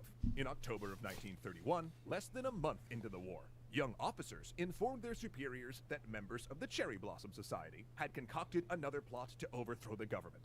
They would take command of a group of aircraft and bomb the Prime Minister's cabinet meeting, decapitating the civilian government. Then, a troop uprising would capture government buildings, and they'd force the emperor, at gunpoint if necessary, to take power.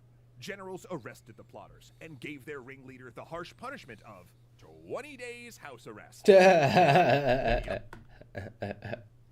20 days house arrest. This is who was this? Sorry, was this the leader of the army? Can't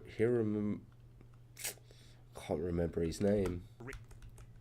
Government. Then, a troop uprising would capture government buildings, and they'd force the emperor, at gunpoint if necessary, to take power.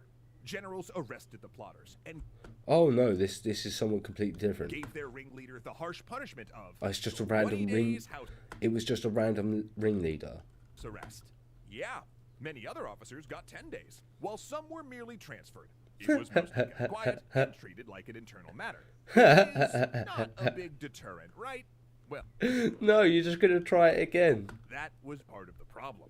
As we discussed last episode, there was a hesitation to punish these types of actions, partially because this was just a more extreme version of the nationalist message the government itself pushed, but also because these acts were seen as gaikokujo, a sort of patriotic insubordination, an idea that when things are wrong in Japan, idealistic men will sometimes do rash, rebellious, and self-sacrificial things to try to put things right. You know, like murder a politician or invade a country.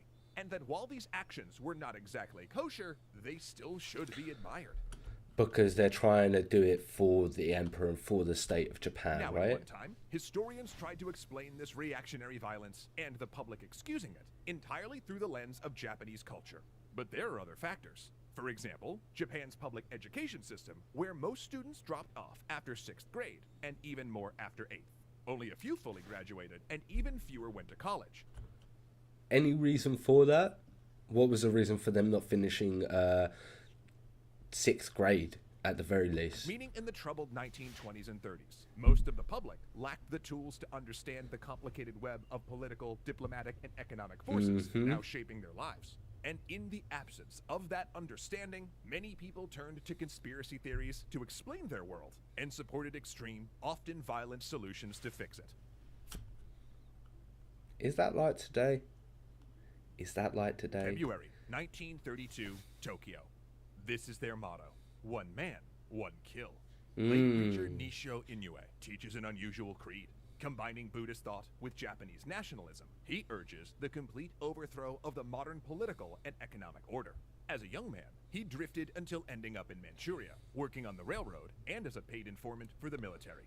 There, he says he had mystical experiences telling him that Japan must be renewed. He's drawn up a list of 20 names: liberal politicians, moderates, heads of corporations, and 20 volunteers, some civilian radicals, others naval officers, come forward to receive their assignments, along with the gift of a Browning automatic pistol. So each one of them have one man to kill, I'm assuming. They take a blood oath to fulfill their duty, which is why the press will come to call them the League of Blood. February 9th. A former finance minister and major player in the liberal Minzato party steps out of his car to give a speech at a school. A League member guns him down. March 5th. The Director General of Mitsui Bank is walking into the building when a League member draws a pistol and murders him. After their arrests, neither... After the second one, you start getting scared as a politician? I think I would. Assassin is quiet about who directed them. Nishio Inoue turns himself into a Tokyo police station 6 days later. But despite his imprisonment, naval officers associated with the group are planning something even bigger. May 15th. In his residence, Prime Minister Inokai Tsuyashi is worried. His predecessor had to resign over a failure to control the military. I mean, I would have just wanted to be quit. I would have just wanted to quit anyway. There's no way, if my army isn't listening to me, am I even going to attempt to put my name next to that. They start going off the leash and I can't control them. I'm not associated with this. I'm stepping down. Do not involve me in whatever decision is being made right now, for sure. Religion and nationalism, why cannot I not speak today? Nationalism can sometimes merge and have disastrous consequences. I do agree, DZ. Ordered him to restrain the militarists. Nothing Inokai says seems to stop them. Plus, in January, the military had attacked Shanghai, China's largest city, over a deeply shoddy pretext. And The military at this point there was no control of them. The dogs were off the when he leashes. tried to negotiate a solution with the Chinese, he'd gotten called a traitor for it. Now the Kuomintang army had declared a new Japanese puppet state in Manchuria, Manchukuo, and invited the deposed Chinese emperor to rule it. Inokai refused to recognize its legitimacy. Suddenly, outside the door, there's a scuffle. Shout. Wait, so the Prime Minister was saying, whoa, no. Military, you're being way too much here. We can't say that is a real state of Japan. And then as that happens, he's got some knock on the doors. 11 naval officers You'd be shitting your pants. enter. They're young, no more than 20, and carrying pistols. If we could just talk, Inokai says, I could make you understand. The leader raises his gun. Dialogue is useless. They open fire. Like Inoue's League of Blood Assassins, they're caught immediately. But Yeah. that's the plan. They don't care. They knew they were going to get caught. They didn't care. Because both groups will use their own trials as propaganda. It's a media circus. When the judge tries to decide the case against Inoue and his two assassins based on facts, they whip up a publicity campaign, saying he's secretly a communist sympathizer with anti-Japanese views. No way. And it's going to work because propaganda can convince people of anything. Badgered in the press and mentally exhausted, the judge declares himself unfit and gives up the case. The new judge, a right-wing admirer of Inoue, lets him use the trial as a platform to spread his message to all of Japan. Of course. He allows Buddhist clergy allied with Inoue to testify that his actions with the League of Blood were spiritually pure and patriotic. At sentencing, the judge publicly states that he regrets having to give them life in prison and suggests the emperor might give them amnesty. The trial of Inukai's assassins is even more fevered. 110,000 people write or sign letters in their own blood saying the defendants should be released. 9 young men offer to die instead of the plotters and show their commitment by sending their severed little fingers to the court. Oh my god. The commitment of the Japanese people are just something else, man. Something else. The judge, intimidated by what happened at the League of Blood trial, lets the killers expound on their motives. Comments the newspapers then print and disseminate verbatim without comment. Just In all military of that courts, propaganda. The officers are charged not with murder, but rebellion. Defense attorneys argue that loyalty to the emperor is the basis of the law, and given their pure motives, to punish them harshly would undermine the emperor and Japanese spirit. A Navy prosecutor What a massive loophole within the system. isn't buying it. He goes after them hard, argues for the death penalty. After all, he says, motives shouldn't matter. Murder is murder. Yeah. And if the court doesn't punish these men, it will only encourage more political violence. And He's 100% right. he was right. Because Yeah. the naval courts didn't listen, it gave the assassins only 15 years in prison. And the prosecutor, by contrast, was forced under public pressure to resign from the Navy. It was, as one British reporter said, a case of government by assassination. And it wasn't over, not by a long shot. Wow, it definitely wasn't over, was it? Wow.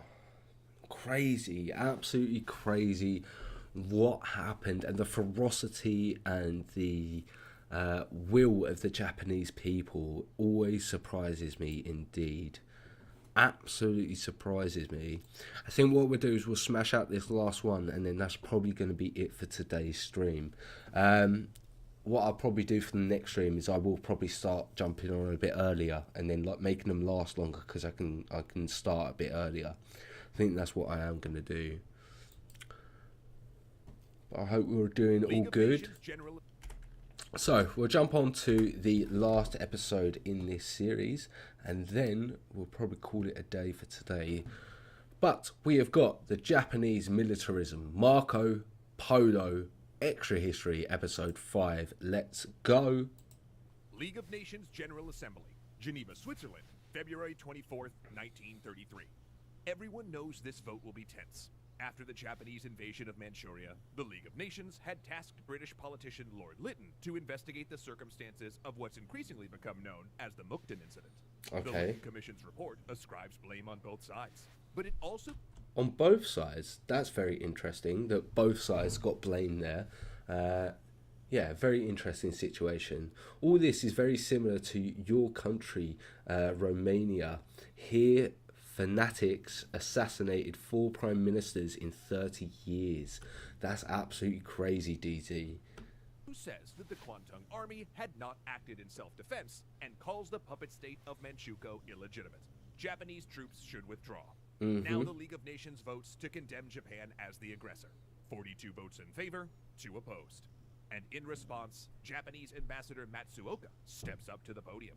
Japan, however, he says, finds it impossible to accept the report conducted by the assembly.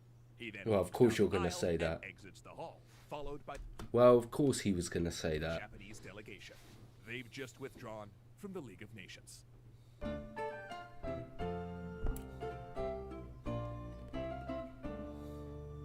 Thanks so much to World Anvil for helping us forge today's historical tale.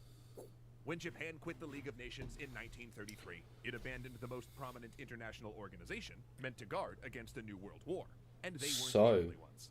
That November, the new German Chancellor Adolf Hitler held a successful referendum on withdrawing from the League, and in 1937, fascist Italy quit when the League condemned its actions in what is now Ethiopia.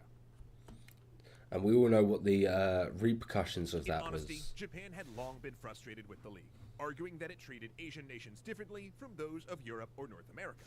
They'd Which we can all agree was true. condemned Japanese actions in Manchuria, but happily let Britain and France set up colonial puppet states of their own in the Middle East. But even in direct diplomatic talks, Japanese ambassadors did themselves no favors by hiding the fact that their military was out of control. It saved Japan from looking weak and divided, sure, but as diplomats increasingly made assurances to foreign nations, only to have the military violate them, it made Japan appear untrustworthy and deceptive. The result was that Japan diplomatically isolated itself, removing all leverage on the world stage and leaving the government no tools to enact its foreign policy apart from one. They've got a good point there. Do you know what I mean? The fact that the military was so willing to act on its own, that what was the point of talking to the political figureheads when they really had no say in what was going on in the country? You know, Japan just made this situation so that they did isolate themselves. But at the same time, I agree that the committee definitely looked down upon the Asian nations, which is a shame. Military action. So, bereft of allies, Ambassador Matsuoka pioneered an anti-communist pact with the fascist states of Germany and Italy. Yet despite all that, things in Japan were kinda quiet. For 2 years, not much progressed. There were no domestic or international incidents, and the economy improved, though unrest still simmered. A corruption scandal brought down the prime minister in 1934, leading to further dissatisfaction with civilian rule. And in 1935, a factional dispute between officers at the Imperial Japanese Army Academy formed the prelude of what would come next. It happened like this. When military authorities uncovered a group of young officers plotting a coup at the academy, they expelled them and forced the Inspector General of Military Education, a prominent Imperial Way faction leader, into retirement. Then, when he was replaced by a general who led the rival Control faction, Imperial Way officers took it as evidence that the whole crackdown had been a setup. In retaliation, an Imperial Way officer walked into the general's office and murdered him with a sword. The killer's They're crazy. That's crazy. You're just going to go in and kill your general. You're just going to go in and kill your general. trial once again inflamed the public and convinced It the would Imperial inflame Guard them. that it was finally time to move against their enemies. The February 26th incident, Tokyo, 1936, 4 a.m. They called themselves the Righteous Army, gathering in the snowy barracks grounds, showing a postage stamp to indicate they're in on the plot. These are young and excited men. Their plan is to restore the Emperor to power. With a rallying cry adapted from the old Meiji Restoration slogan, Revere the Emperor, destroy the traitors. They assemble, nearly 1,600 strong, and march into the city center. At 5 a.m., they attack multiple targets simultaneously. Key buildings, moderate and liberal politicians. And how does it go? Does it work? Faction, especially those who signed the Washington Naval Treaty. They besiege the Prime Minister's residence, shooting it out with police officers. And once through, they murder the Prime Minister and use a photo to confirm their kill. Wow, they shoot the fucking police officers and then they go for the Prime Minister as well. Savage. Confirming, of course, that they killed the wrong man. They're just... Only days later. Oh, they did kill the wrong man, even though they had the photo. Holy. But the ferocity of the soldiers is crazy. They'll learn that their target had escaped, and they'd actually killed his brother-in-law. Oh, they killed his also storm brother-in-law. the finance minister's house and kill him in his bed. They shoot an imperial advisor, a former prime minister, in front of his wife.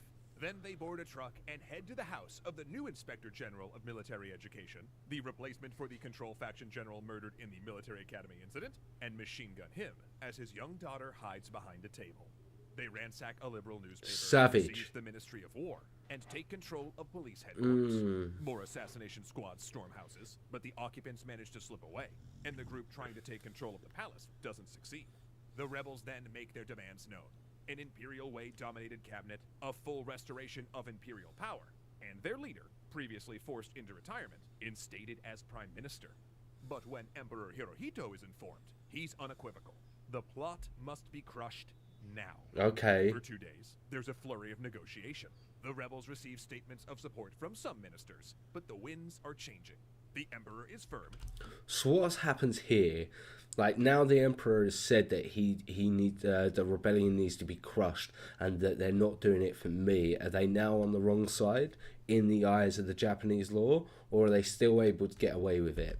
That this must end with force if necessary. By the morning of the 29th, rebels in the capital look out to see themselves surrounded by 20,000 loyalist troops and 40 warships in Tokyo Bay. Airdropped pamphlets blow in the wind, each saying the Emperor has ordered them to stand down.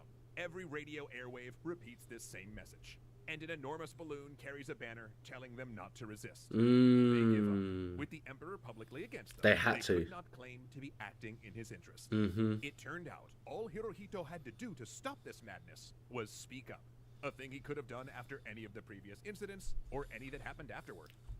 Because he also wanted it to happen. And yet he didn't. No public It's trial 'cause he was wanted held. it to No happen. soapbox to spread radicalism. The leaders are tried behind closed doors and shot without media present. Imperial Way officers are purged from the army or sent to inglorious far-off postings. But militarism only got stronger. On March 9th, the Prime Minister's cabinet, terrified, disgraced by their inability to prevent the chaos, and unable to function, resigned, which paved the way for a cabinet stacked with former, and for the first time, current military officers. By threatening to resign and not appoint new members, the military could make any prime minister fall. It effectively held veto on all policy, and its Yeah, there was no open government chance. would only grow stronger. The next year, on July 7, 1937, Japanese troops stationed outside of Beijing got into a confused nighttime encounter with a Chinese city garrison. Shots were exchanged, and when negotiations failed, both sides called for reinforcements. Tensions mounted. At 4:45 on July 8th, at a What place happens known as then? Marco Polo Bridge, Chinese units fired on massing Japanese forces for an unknown reason. In response, 5,000 Japanese troops attacked, and the Second Sino-Japanese War had begun. And it Here we wouldn't go. end until 1945, at which point it had merged with the Second World War and killed around 22 million people. But the Japanese So the Manchuria situation and all of that was actually involved in the Second Sino-Japanese War, which I got incorrect. I thought it was, but it was basically the prelude of events that happened to the Sino-Japanese War. So that's interesting for me to know, so I don't make that mistake again, for sure. If the Emperor put his foot down more often, history would have been different. I personally don't think that he was blameless for the war. I agree, DZ, he was not blameless for the war. He might not have wanted it to go to the extent that it went to, but he definitely wanted He definitely wanted to initiate those events and try to get his country into a better position in his eyes at any means necessary. But when he did see how far it went, I think he realised he made some mistakes. But he definitely was involved and needs to have some blame in regards to the Japanese people entering the Second World War. Government got a preview of that in 1937, when it began to hear sickening reports of troops carrying out an unprecedented civilian massacre after taking Nanjing.